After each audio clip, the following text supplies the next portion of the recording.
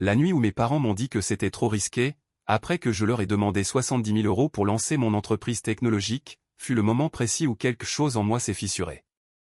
J'avais des preuves, des clients potentiels, un prototype fonctionnel, et pourtant, ils m'ont rejeté instantanément, comme si mes rêves n'étaient que des jouets fragiles et sans valeur. J'ai tenté de ravaler l'amertume, de prétendre que leurs mots ne me tailladaient pas de l'intérieur. Mais ce qui s'est produit ensuite a bouleversé tout ce que je croyais savoir sur la loyauté familiale et sur ce dont les gens sont capables lorsque le désespoir frappe à leur porte. Et le choc le plus violent, ce ne fut même pas moi qui en fut le déclencheur. Je m'appelle Chloé, et aussi loin que je me souvienne, j'ai grandi en apprenant à me faire la plus petite possible au sein de mon propre foyer. De l'extérieur, notre maison de campagne en Provence, avec ses murs en pierre ocre et ses volets lavande, semblait chaleureuse, idyllique, une véritable carte postale. Mais à l'intérieur, tout gravitait autour d'une seule et unique personne, ma sœur cadette, Manon. J'étais l'enfant discrète, la fille disciplinée, celle qui rapportait de bonnes notes comme si c'était un devoir sacré, tandis que Manon était le centre étincelant de la famille, celle qui méritait les scènes, les applaudissements et un investissement sans fin. Quand j'ai eu 16 ans, tout ce que je désirais, c'était une Renault 4 d'occasion pour ne plus avoir à prendre le TER sous la chaleur écrasante de l'été provençal. Mes parents m'ont expliqué que ce n'était pas nécessaire, que j'étais assez responsable pour m'en passer. Je les ai crus, jusqu'au jour où Manon a eu 16 ans. Ce soir-là, des guirlandes lumineuses illuminaient notre jardin. Les invités applaudissaient à tout rompre tandis qu'une Peugeot 208 neuve, ornée d'un nœud rouge géant, descendait lentement l'allée. J'ai applaudi, moi aussi, en feignant de ne pas sentir la pointe acérée de la jalousie me piquer le cœur. Une autre fois, j'ai supplié pour obtenir 500 € afin de participer à un stage de code d'été organisé par une grande école. J'avais tout détaillé, le programme, les compétences que j'allais acquérir, l'avantage que cela me donnerait pour mon avenir. Ma mère, Valérie, avait froncé les sourcils et déclaré, inutile de gaspiller de l'argent. Tu peux très bien apprendre en ligne. 2 semaines plus tard, Manon s'envolait pour Paris pour un stage de théâtre à 12 000 €, avec en prime des valises neuves et un dîner de célébration. Tout le monde la qualifiait de talentueuse. Personne ne m'a jamais demandé quels étaient mes rêves. Ce n'était pas seulement une question d'argent. C'était la façon dont l'attention se déplaçait dans une pièce. Le jour où j'ai remporté la première place à un concours national de sciences, je suis rentré à la maison, tremblante de fierté, le diplôme à la main. Mais le salon était rempli de parents qui s'extasiaient devant les nouvelles photos de Manon en costume de ballet. Ma mère a jeté un regard distrait à mon certificat et a dit « C'est bien, ma chérie ». Puis elle s'est retournée pour vanter les mérites du tutu de sa cadette. Le soir même, ma récompense avait disparu sous une pile de magazines. Je suis donc devenue indépendante par nécessité. Je préparais mes propres repas. Je gérais seul mes devoirs. J'ai appris à ne plus attendre d'applaudissements. Lorsque j'ai obtenu une bourse partielle pour une grande école réputée et que j'ai fait mes valises pour traverser le pays, mes parents se sont contentés de me rappeler que le coût de la vie était élevé. Pendant ce temps, Manon s'inscrivait dans une école d'art privée hors de prix, et toute la famille lui a organisé une fête d'adieu somptueuse. Pourtant, une petite partie de moi espérait que l'âge adulte changerait la donne, que l'effort et les résultats finiraient par compter. Je travaillais tard, je jonglais entre les petits boulots, et je rêvais de construire quelque chose de tangible. Je pensais qu'une fois que j'aurais fait mes preuves, une fois que j'aurais quelque chose de solide à présenter, mes parents me verraient enfin. Mais la vérité, c'est que certaines dynamiques ne s'effacent pas avec le temps. Certaines blessures ne guérissent pas simplement parce qu'on vieillit. Et j'étais sur le point de l'apprendre de la manière la plus cruelle qui soit. Après avoir obtenu mon diplôme, je me suis lancé dans le monde de la tech et j'ai travaillé plus dur que jamais. Des nuits blanches, des délais implacables, aucun filet de sécurité. Mais pour la première fois, mes efforts avaient un sens. En 2 ans, j'avais réussi à économiser environ 40 000 €, une somme péniblement amassée grâce aux heures supplémentaires, à un budget drastique et en renonçant à tout luxe. Et puis, un jour, tout s'est éclairé. Une lacune évidente dans le secteur du BTP, un prototype que j'avais développé sur mon temps libre, et 8 entreprises prêtes à s'engager une fois le produit finalisé. Mon idée n'était pas un fantasme. Elle était viable, concrète. Je pouvais enfin bâtir quelque chose qui m'appartenait. Il me manquait seulement 70 000 € pour lui donner vie. Alors, j'ai fait une chose que je ne faisais presque jamais. J'ai espéré. J'ai espéré que mes parents, pour une fois, me choisiraient. J'ai pris un billet de train pour la Provence pour le week-end, emportant avec moi des plans imprimés, des projections de revenus et une démo soignée. J'ai répété ma présentation devant le miroir, m'imaginant, ne serait-ce qu'une seconde, le regard fier de mes parents posé sur moi. Quand je me suis tenu dans leur salon, l'ordinateur portable ouvert, le cœur battant la chamade, j'ai sincèrement cru que ce moment pouvait réécrire notre histoire. Mais quand j'ai terminé, mon père, Stéphane, a abaissé son journal, l'air nullement impressionné. « C'est trop risqué », a-t-il dit d'un ton neutre. Ma mère a hoché la tête en signe d'approbation. « Tu as déjà un emploi stable. Ne joue pas avec ta vie. » Ils n'ont posé aucune question. Ils n'ont pas regardé mes chiffres. Ils n'ont même pas essayé de comprendre. J'ai refermé mon ordinateur, ravalant lentement une douleur qui m'était familière, presque prévisible. Je me suis dit de respirer. Je me suis rappelé que la déception n'avait rien de nouveau. Mais ce qui est arrivé ensuite n'était pas de la déception. C'était une trahison. Quelques mois plus tard, alors que je déboguais du code après minuit dans mon minuscule appartement, ma mère m'a appelé, la voix haletante d'excitation. « Manon lance sa société d'événementiel de luxe à Lyon. » A-t-elle annoncé. Nous l'aidons à se lancer. L'aider. L'expression a résonné dangereusement dans mon esprit. Puis j'ai entendu le chiffre, le vrai. Un prêt de 725 000 €, une BMW neuve pour son, image de marque, un bureau dans un quartier branché, des tenues de créateurs, des soirées fastueuses pour le réseautage.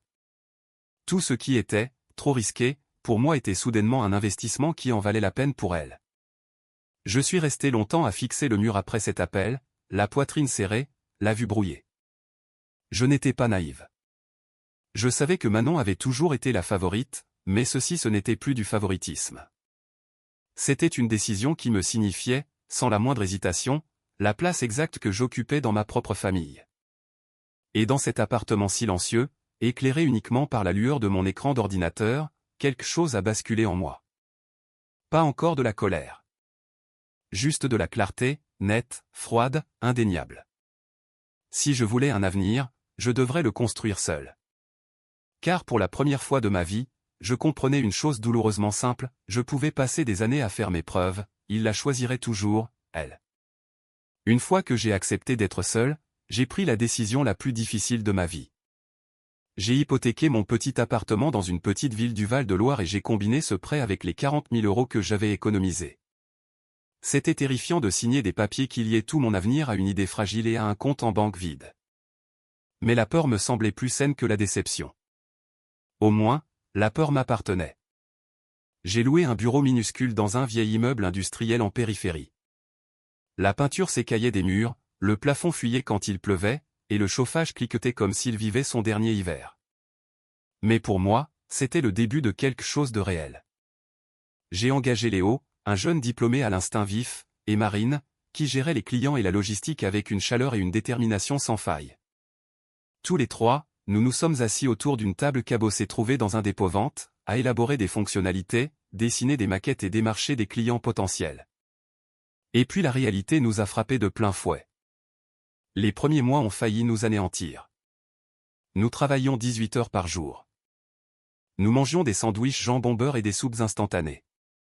Je codais jusqu'à ce que mes poignets me fassent mal et que mes yeux me brûlent. Certains jours, l'application plantait de manière inexplicable. D'autres jours, des clients potentiels nous ignoraient après avoir montré de l'intérêt. Puis le coup de grâce est arrivé. Une entreprise de BTP de taille moyenne qui avait promis de signer un contrat majeur s'est retirée à la dernière minute. Leur email était froid et transactionnel, mais l'impact fut dévastateur. Ce contrat était notre bouée de sauvetage. Sans lui, notre budget s'évaporait. Je suis resté assise dans le bureau obscur bien après que Léo et Marine soient rentrés chez eux, à contempler le tableau de paiement presque vide. La pluie tapotait contre la vitre fissurée, un rythme lent et régulier qui rendait tout plus lourd. Un instant, je me suis demandé si mes parents n'avaient pas eu raison. Était-ce vraiment trop risqué? Étais-je stupide de penser que quelqu'un croirait en moi? Mais je me suis souvenu du bruit de mon père pliant son journal, du ton plat de sa voix, de la certitude avec laquelle il m'avait rejeté tout en gardant chaque once de sa foi pour Manon. Et quelque chose en moi s'est endurci. Je refusais d'échouer d'une manière qui leur donnerait raison. Alors que je nous croyais au bord du gouffre, un email inattendu est apparu. Une entreprise de construction de Bordeaux voulait essayer notre logiciel pendant 1 an. Ce n'était pas un contrat énorme, mais c'était un revenu réel, stable, légitime. Quand nous l'avons signé, nous nous sommes assis tous les 3 par terre, dans le bureau, à manger une pizza du supermarché, riant et pleurant en même temps. Et tandis que Batiflu reprenait lentement pied, des nouvelles de Lyon ont commencé à filtrer. La société d'événementiel de luxe de Manon s'effondrait. Ses dépenses avaient explosé, sa liste de clients s'était évaporée, et la BMW dont elle se vantait partout a finalement été saisie. Mes parents sombraient rapidement, et pour la première fois, ils ont commencé à regarder dans ma direction. Le premier appel est arrivé un jeudi soir, juste au moment où je terminais une réunion sur une nouvelle mise à jour de Batiflu. Mon téléphone a vibré encore et encore, jusqu'à ce que je finisse par décrocher. La voix de ma mère tremblait dès qu'elle a parlé. « Chloé, nous avons besoin de ton aide. La banque menace de saisir la maison. Si tu pouvais nous envoyer 100 000 €, nous pourrions rembourser une partie de la dette. » Pendant un instant, j'ai retenu ma respiration. 100 000 €. La somme que j'avais péniblement réunie au prix de nuits sans sommeil. La somme qui représentait chaque parcelle de mon indépendance. Avant que je ne puisse formuler une réponse, mon père a pris le téléphone. « Tu as réussi maintenant. Tu as de l'argent. Nous t'avons élevé. Nous avons investi en toi. Il est temps que tu rembourses ta famille. Vends ta maison si tu dois le faire. » Ces derniers mots m'ont transpercé. Vends ta maison. Comme si l'endroit pour lequel je m'étais battu, celui que j'avais hypothéqué pour survivre, n'était rien de plus qu'un actif commode pour les tirer d'affaire. J'ai dégluti difficilement. Papa, je ne peux pas. Cet appartement est tout ce que j'ai. C'est la fondation qui a maintenu mon entreprise en vie. Un silence, puis un lourd soupir.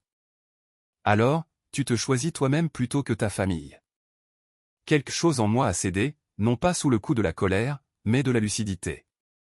Je choisis l'équité, ai-je dit calmement. Une chose que je n'ai jamais eue. Ma mère s'est mise à pleurer. Mon père a marmonné quelque chose sur l'ingratitude. J'ai raccroché avant que leur culpabilité ne m'écrase. La semaine suivante, les appels furent incessants. Les messages s'accumulaient. Manon m'envoyait des paragraphes entiers, suintant de suffisance. Tu es la seule à pouvoir arranger ça. Tu nous le dois. Arrête d'être égoïste. Mais rien ne m'avait préparé à ce qui allait suivre. Le jour où ils ont débarqué à ma porte. C'était un après-midi d'automne doux dans ma petite ville du Val-de-Loire quand la sonnette a retenti, de manière répétée, urgente. Je m'attendais à une livraison, peut-être un voisin. Mais quand j'ai ouvert la porte, mes parents se tenaient là, avec Manon à leur côté. Mon père avait l'air sévère, ma mère fatiguée, Manon provocante, les bras croisés et une expression qui suggérait qu'elle était la victime dans toute cette histoire. « Il faut qu'on parle », a dit mon père, entrant sans même que je l'ai invité. Ils se sont installés sur mon canapé, visiblement mal à l'aise dans mon petit appartement, un lieu qui ne correspondait en rien à l'ancienne esthétique luxueuse de Manon. Je me tenais en face d'eux, un mur de distance calme nous séparant. Ma mère a commencé doucement, comme pour m'amadouer. « Chloé, ce qui est arrivé avec l'entreprise de Manon. Personne n'aurait pu le prévoir. Le marché a changé. Elle a juste besoin de temps. Nous en avons tous besoin. » Je n'ai rien dit. Mon père s'est penché en avant. « Tu as les moyens d'aider. Tout ce que nous te demandons, c'est de vendre cet endroit. Utilise l'argent pour sauver la famille. » Manon a finalement pris la parole, le ton chargé d'accusation. « Tu sais, je ne voulais pas que les choses tournent mal, mais toi, tu t'en sors bien. Pourquoi tu ne peux pas faire quelque chose pour nous, pour une fois ?» Ce mot, une fois, m'a presque fait rire. J'ai pris une profonde inspiration. Pour une fois? Toute ta vie, on t'a tout donné. Les cours de danse, les stages, les voitures, un prêt de 725 000 €. Et quand j'ai demandé 70 000 € après des années de travail, de planification, de construction, vous avez dit que c'était trop risqué. Est-ce que vous vous entendez? Manon a levé les yeux au ciel. C'était différent. Je l'ai dévisagé. Comment? Explique-moi la différence. Elle a ouvert la bouche, mais aucun son n'en est sorti. Mon père est intervenu avant qu'elle ne puisse essayer. Nous avons cru en son rêve. Elle avait besoin d'aide. Et pas moi? Ma voix est restée égale, mais elle vibrait dans l'air. Quand j'ai demandé 70 000 euros, j'avais un prototype fonctionnel. Des clients prêts à signer des contrats. Un plan. Tout ce que vous prenez sur la responsabilité, je l'incarnais. Mais vous m'avez regardé droit dans les yeux et vous avez dit, c'est trop risqué. Les yeux de ma mère se sont remplis de larmes. Nous ne voulions pas que tu aies des difficultés. J'ai soutenu son regard. J'en ai eu de toute façon. Le silence s'est fait dans la pièce, un air si lourd qu'on aurait pu le trancher au couteau. J'ai continué, mes mots lents et délibérés. Quand Manon a voulu une BMW pour paraître, vous avez emprunté une somme impossible sans poser de questions. Quand son entreprise a échoué, vous l'avez protégée des conséquences. Quand la dette a grossi, vous avez encore trouvé le moyen de blâmer la malchance. Mais quand j'ai construit quelque chose de réel, quand je me suis battu pour chaque centimètre de cette vie, vous l'avez à peine reconnu. Mon père s'est agité sur le canapé, mal à l'aise. Nous te faisions confiance pour prendre soin de toi-même. J'ai hoché la tête une fois. C'est exactement ça, la différence. Vous me faisiez confiance pour survivre seul. Vous lui faisiez confiance pour être sauvé à chaque tournant. Manon a soufflé, sur la défensive. Tu fais du cinéma. C'est la famille. Les familles s'entraident. Je l'ai regardé avec une sorte de tristesse à laquelle je ne m'attendais pas. Les familles reconnaissent aussi l'effort. Elles reconnaissent les sacrifices. Elles n'exigent pas de leurs enfants qu'ils détruisent ce qu'ils ont bâti. La voix de mon père s'est faite plus tranchante. Alors c'est ça, tu vas nous laisser tout perdre. Ces mots m'ont frappé durement, mais pas de la manière qu'il espérait. Pendant un instant, j'ai vu leur version effrayée, terrifiés de perdre leur maison, leur fierté, l'image qu'ils avaient passé des années à maintenir à travers Manon. Mais ensuite, je me suis souvenu de moi. Des nuits où j'ai codé jusqu'à l'aube. Des repas que j'ai sautés, de l'appartement pour lequel je me suis battu, et la voix qui a finalement répondu était stable et entière. Je suis désolé que vous ayez des difficultés, ai-je dit, mais je ne vendrai pas ma maison. Ma mère a éclaté en sanglots. Manon a ricané. Mon père a secoué la tête. Ils attendaient que je m'effondre, que je m'excuse, que je me justifie. Mais à la place, je leur ai donné la seule réponse que je leur devais. Non. Le mot est sorti doucement, mais il portait le poids de chaque année passée à être ignorée, de chaque excuse que j'ai ravalée, de chaque rêve rejeté. Manon s'est levée d'un bond. Tu es sans cœur. Je n'ai pas bronché. Non. J'en ai juste enfin fini d'être votre plan de secours. Le visage de mon père s'est durci. Tu le regretteras. Je me suis dirigé vers la porte d'entrée, je l'ai ouverte et je me suis écarté. J'ai déjà passé une vie à regretter des choses qui n'étaient pas de ma faute. Lentement, raidement, ils se sont levés. Ils sont passés devant moi, chaque pas résonnant comme la fin de quelque chose que j'avais si longtemps essayé de réparer. Ma mère s'est arrêtée sur le seuil, ses yeux implorant une version de moi qui n'existait plus. Je n'ai pas parlé. Je ne me suis pas excusé. J'ai simplement fermé la porte. Le déclic fut doux, certain, final. Puis je me suis appuyé contre le bois, laissant le silence de l'appartement m'envelopper. Les larmes ont perlé, coulé, puis se sont arrêtées. Non pas parce que je n'avais pas mal, mais parce que je m'étais enfin choisi. Et pour la première fois de ma vie, me choisir ne me semblait pas égoïste. Cela me semblait juste. Au cours des 6 mois qui ont suivi, tout s'est installé dans une distance étrange et silencieuse. Je n'ai pas bloqué mes parents, mais les appels ont cessé. Les textos ont cessé. Même la culpabilité a cessé. Tout ce qui restait, c'était des nouvelles occasionnelles de connaissances de Provence, des nouvelles que j'écoutais sans réagir. La maison en pierre où j'ai grandi a finalement été hypothéquée, puis mise en vente. Mon père a puisé dans sa retraite de manière anticipée. Ma mère passait plus de temps à l'église qu'à la maison. Manon a emménagé avec son petit ami, postant des photos soigneusement mises en scène qui tentaient, sans succès, de cacher le désastre. Pendant ce temps, Batiflu a pris son envol. Nous avons signé plusieurs contrats à long terme, doublé notre équipe et déménagé dans un bureau plus lumineux, dans un quartier plus animé de la ville. J'ai quitté mon petit appartement pour une petite maison de location en Normandie, avec un minuscule jardin où je pouvais respirer, penser, et simplement exister sans marcher sur des œufs émotionnels. Certains soirs, je m'asseyais dehors avec une tasse de café, écoutant le bourdonnement lointain du voisinage. La douleur n'a pas disparu, mais elle s'est adoucie, et à sa place a grandi quelque chose de plus stable, quelque chose que j'avais mis des années à mériter, la certitude que me choisir n'était pas un abandon. C'était de la survie. En fin de compte, dire non n'a pas brisé ma famille. Cela a simplement révélé ce qui était déjà fissuré. Je me suis éloigné de la culpabilité, des attentes, des années passées à être la personne fiable qui ne méritait jamais d'investissement. Et en me choisissant, j'ai bâti une vie définie non pas par l'approbation, mais par la paix. Si vous avez déjà eu à poser une limite qui a secoué votre monde, dites-moi d'où vous écoutez. Votre histoire compte plus que vous ne le pensez. Et si la mienne a résonné en vous, restez abonnés et continuons à guérir ensemble à travers la vérité.